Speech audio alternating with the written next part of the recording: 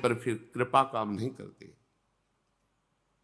आप जो चाहे वो निंदनीय कार्य करे और गुरुजनों की कृपा आपको विमान पे बैठाल के परम पद पहुंचा दे, ऐसा आज तक हमने नहीं सुना, पढ़ा नहीं, संतों से कहीं ऐसी बात नहीं सुनी। हाँ, थे पूर्व में पापाचारी, पर जब से संत समागम किया, आज्ञा पर पूरा जीवन दे दिया, तो जगत बंदनी महात्मा बन गए। ऐसा सुना है, ऐसा पढ़ा है, ऐसा नहीं सुना कि आप उनके समीप रहकर मनमानी आचरण करें और आपको परम पद मिल गया हो। ऐसा नहीं सुना, सिद्धांत नहीं। चाहे जो युग हो, भगवत प्राप्ति का सिद्धांत वही रहता है। हाँ, कुछ कमी बेशियां साधना में हो जाती है, पर भगवत प्राप्ति के सिद्धांत में नहीं।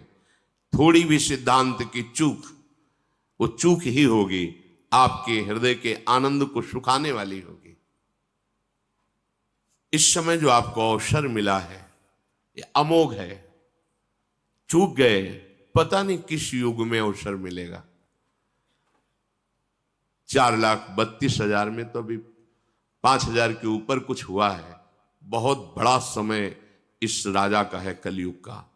और ये कपट, कुटिलता, व्यभिचार, हिंसा, मदिरापान, द्वित कीड़ा, इसका ही उत्साह बढ़ाएगा। इसका राज्य है। अगर बच सकते हो तो एकमात्र समर्थ है जो तुम्हें इस कलिकाल में बचा सकता है, वो भगवान नाम। नाम चल रहा और जो निषेध किया गया वो नहीं करते, बच जाओगे। जो अन्य युगों में भगवत प्राप्ति सहस्त्रों वर्ष की तपस्या से होती थी, कलयुग में नाम संकीर्तन मात्र से हो जाएगी। पर जो निषेध है वो मत करो। हम ये ध्यान नहीं देते, निषेध को उत्साहपूर्वक करते हैं, सोचते हैं अब देखें तुम कृपा कर लो। सिद्धांत नहीं है ना। संत जन परम कृपालु होते हैं। पूज्य भाई जी महाराज से निज जनों ने कहा हाथ जोड़कर कि आप चाहें तो श्री कृष्ण से मिला सकते हैं, ये हमारा विश्वास है।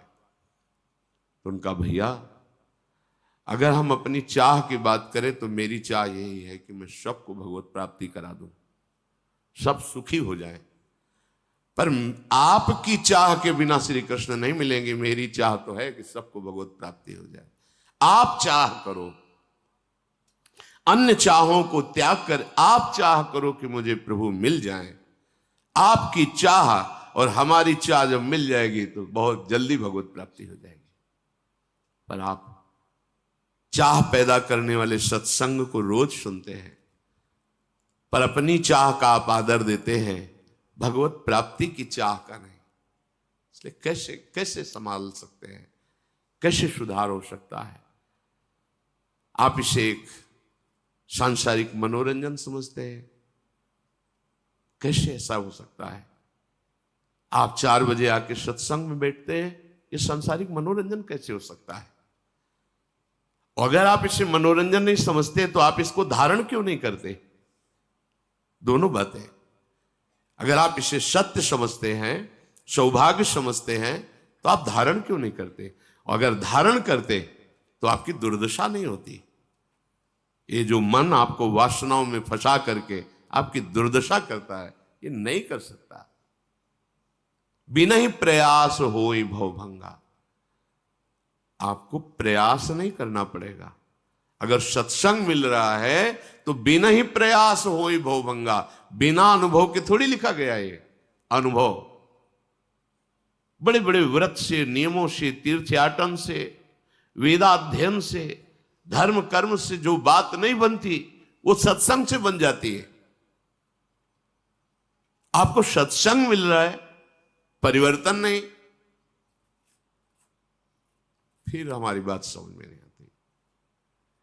सत्संग मिले और उसका रंग न बदले तो बाहर का रंग बदल गया ये तो देख लिया, लेकिन अंदर का अहंकार, वासना में मन, ये मंत्र से बदलेगा, नाम से बदलेगा, विचार से बदलेगा।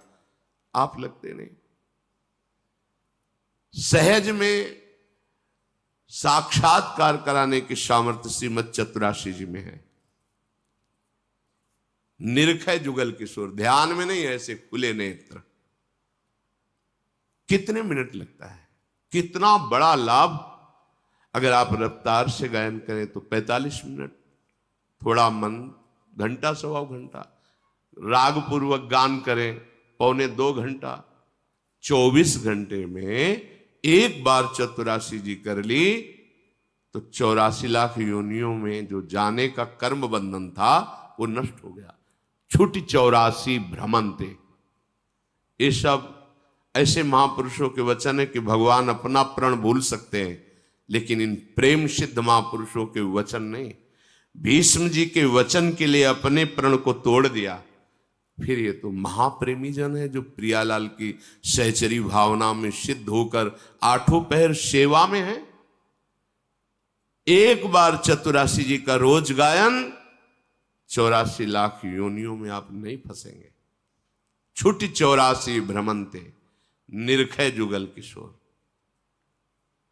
निरखै जुगल किशोर, भोर और रैन न जाने, कब रात गई कब दिन गया इसका भी होश नहीं। तो फिर भोगों का चिंतन कैसे होगा, भ्रष्टाचरण कैसे होंगे। निरखै जुगल किशोर, सामने जुगल किशोर हैं तो हमारा विषय चिंतन बनेगा क्या?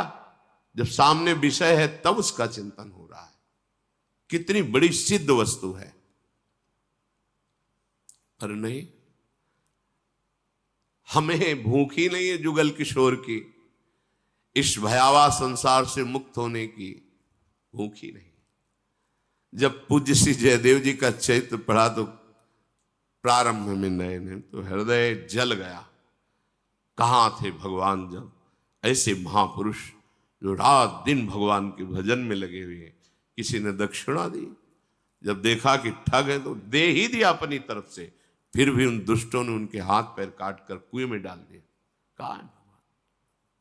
एक बार पूछा गुरुदेव भगवान से कि कुछ ऐसे चरित्र हैं जो सुनने के बाद हृदय हमारा जलता है और लगता है भगवान ऐसा क्यों किए, क्यों किए, क्या प्रारब्ध जब आपकी शरण में क्या। तो श्री जी की सेवा कर रहे थे महाराज जी, तो उनका देखो भजन करो और ये चिंतन छोड़ो।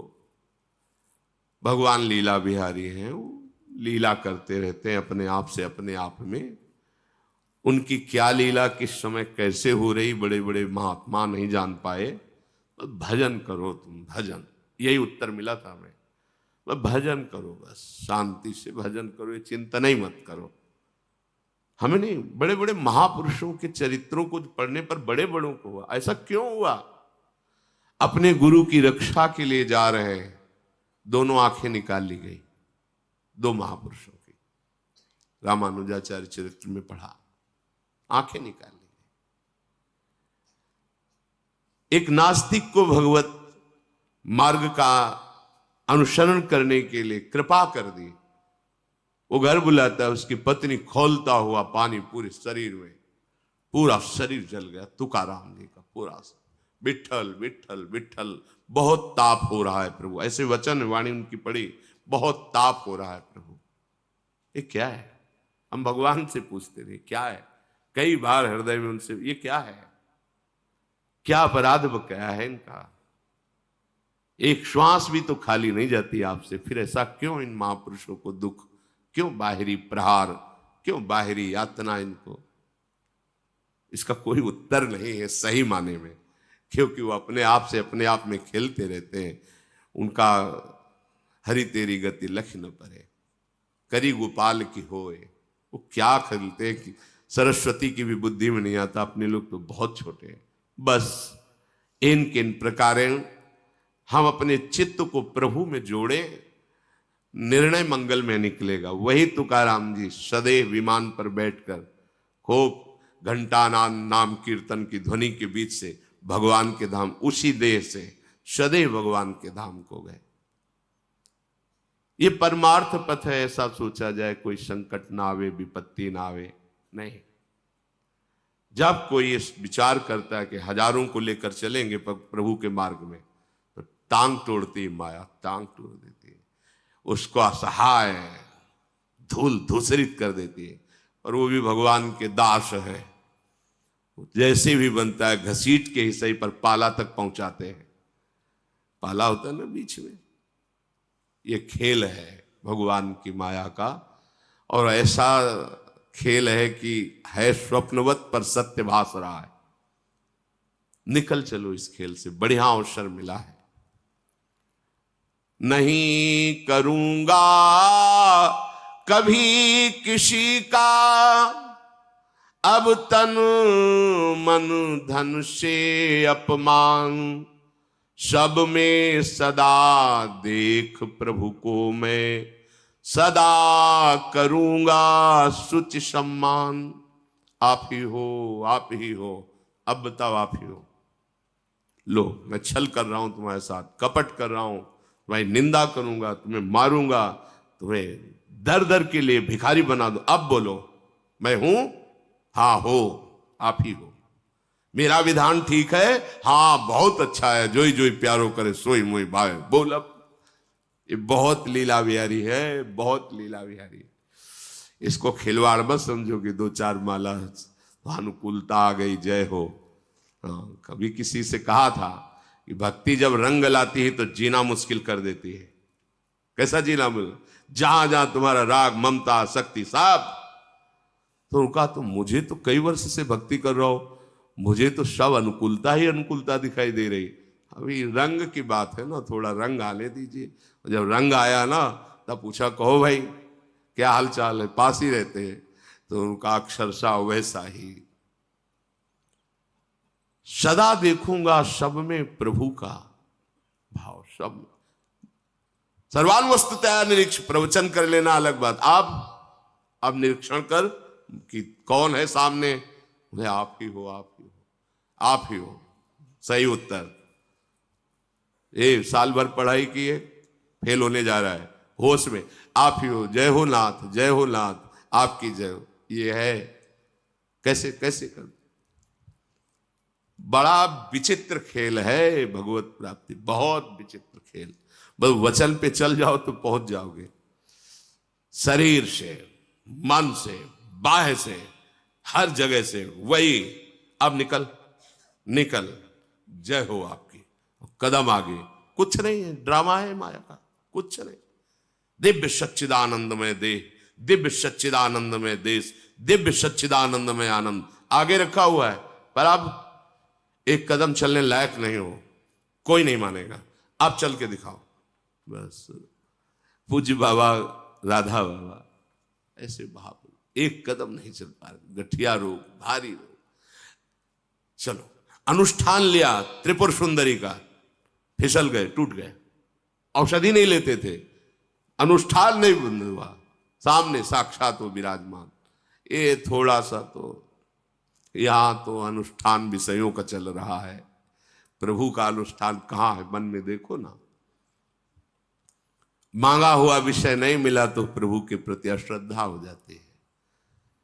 ऐसा लगता है भगवान नहीं, मांगा हुआ विषय नहीं। निश्चय कर लो हमें पास होना है, फेल नहीं होना है। हमारी पढ़ाई कच्ची नहीं है, सच्ची है। धन के द्वारा, तन के द्वारा, मन के द्वारा कभी किसी की हिंसा नहीं कराऊंगा। विचार करो, कैसा भी रूप रख के आओ मेरे सामने, कितना भी अपमानित करो, धोखा दो, कैसा भी, नाथ आप ही हो, दूसरा कोई नहीं। सोचो ऐसा। परुख व्यंग निंदा वचनों का नहीं करूंगा मैं व्यवहार, सदा करूंगा सबका सुधामयी, हितवाणी से सत्कार। विरोध कहीं बाहर नहीं पैदा किया जाता, समीप ही का पैदा किया जाता है। ध्यान रखना, बाहर का विरोध तो कुछ नहीं, समीप वही आपके विरोध में होंगे। सदैव चलाया है। अब तुम्हारी परीक्षा है, तुम्हें अपनी साधुता पर खरे उतरना है। अगर तुम उतर गए तो लाखों को पार कर दोगे, क्योंकि तुम्हारी नाव में लाखों बैठे हैं। परुख वचन और व्यंग और निंदा। व्यंग वचन, भयावह वचन और निंदा, इन वचनों को सुन करके मुझे अपने व्यवहार को नहीं बदल देना है। अपनी परीक्षा इस बात की है, हमारे साथ दुर्व्यवहार हो, उत्तर दुर्व्यवहार नहीं, सद्व्यवहार है। वो कटु वचन, हमारा मधुर वचन, कपट का जाल, हमारा खुला व्यवहार, कहीं भी किसी भी तरह का उनका प्रभाव हमारे हृदय में न पड़े, यही हमारी बात है। डरना नहीं, अपना जो दिनचर्या है उसको बदलना नहीं किसी भय से। अब श्री जी कल शरीर कर दे, आने ही न दे, मतलब आने लायक न ले जाए, वो बात अलग की है। कोई भय नहीं कि कौन क्या कैसा, नहीं, अपने मार्ग में सीधे लग